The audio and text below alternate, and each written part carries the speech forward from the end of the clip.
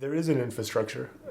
How extensive it is the issue. Things are still very centralized in Afghanistan. So you have a national gallery in Afghanistan that is focusing on kind of modern art.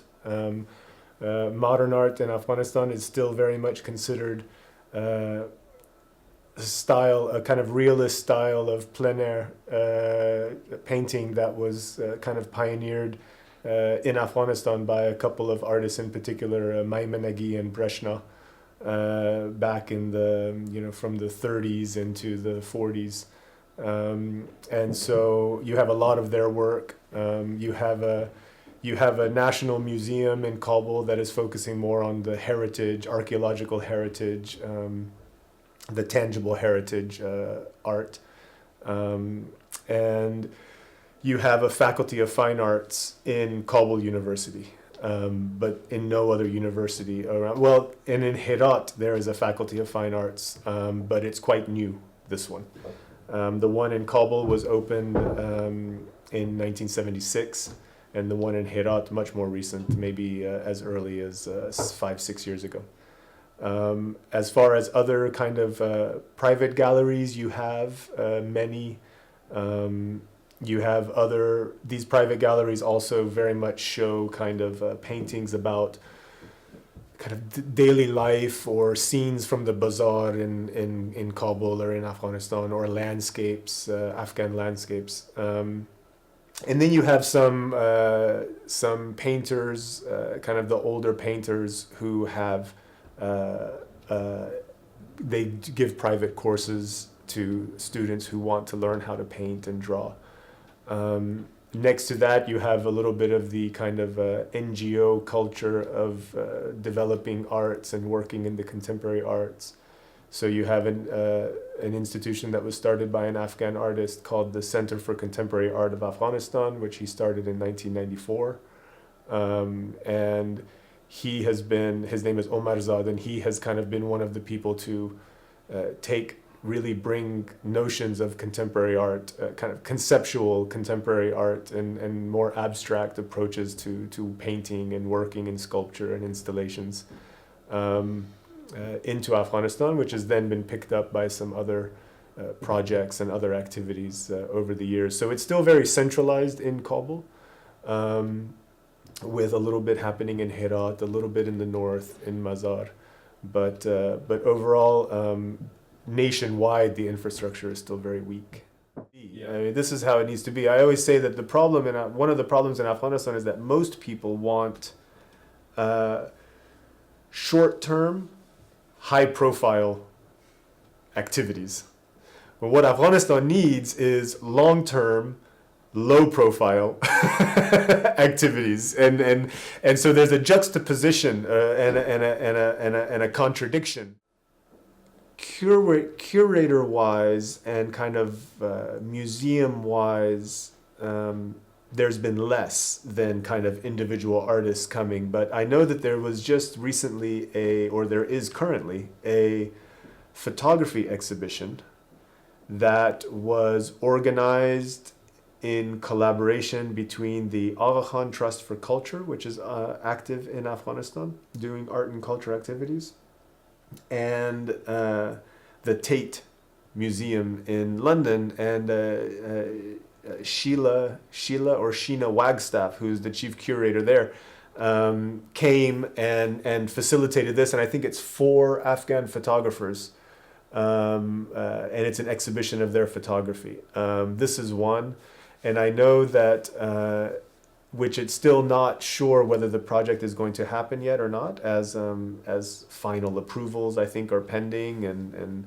discussions are ongoing. But Documenta, for the 13th one, which will be next year, is interested in having an Afghanistan participation and somehow having an exchange and a dialogue between Afghanistan and Kassel for Documenta 13. So this is in the process of being talked about. Outside of that, I don't know of kind of the more institutional things that have been done directly through curators of museums. What you tend to have more are things that are done through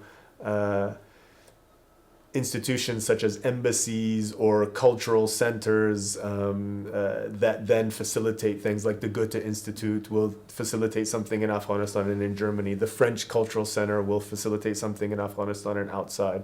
Usually you have it structured within these kinds of entities, but you are starting to get more of a interest among these kinds of art institutions like museums and curatorial agencies and now it's not really activity within Afghanistan, but there's a non-profit curatorial organization called The Island based in England, which has been doing a project. Last year was the first one, called Studio Dispatches, where they take audio clips from artists. Last year's was all UK based artists, 5 to 10 minute audio clips, which can be sound collages or speaking or music or whatever it might be. And this year they're doing one from the Manasa, this Middle East, North Africa, South Asia, as part of Art Dubai, which will be later this month. And Jeanette and I are both have a sound thing in that. So Afghanistan is in a way represented within this through this curatorial program that's been done between the island, I think Art East, which is an NGO that's based in New York, and I think also Abu Dhabi, and Art Dubai Special Projects. So you have this. So there is more and more of an interest to see what's going on and to kind of pursue the potential for what could happen. We'll see where it goes. I've worked over these years, and I'm very supportive and very much wanting in any way possible for kind of arts and culture in Afghanistan to be more exposed and to receive more exposure, and for people to see that there are more things going on in Afghanistan than what they might be seeing on the news. But at the same time, there's also a danger between sometimes what I call kind of charitemporary, so like charitable contemporary exhibitions of Afghan art, where art from Afghanistan gets shown as this is contemporary art of Afghanistan, but maybe it's, if it doesn't get shown with complemented with discussions about the development of contemporary art in Afghanistan and what condition is contemporary art in Afghanistan and what are the directions that contemporary art in Afghanistan might be going. So then if you just take art from Afghanistan and show it and say, this is contemporary art from Afghanistan, people from a museum like this or from somewhere are going to be like, oh, those guys aren't very good, are they? But so it's taken out of its context and put up as contemporary art of Afghanistan without the discussion being there. And this, I think, is a disservice to what the potential could be for that, where it could say that, okay, this is what's being produced, this is contemporary art in Afghanistan today, but framing it within a discussion of arts development in the country.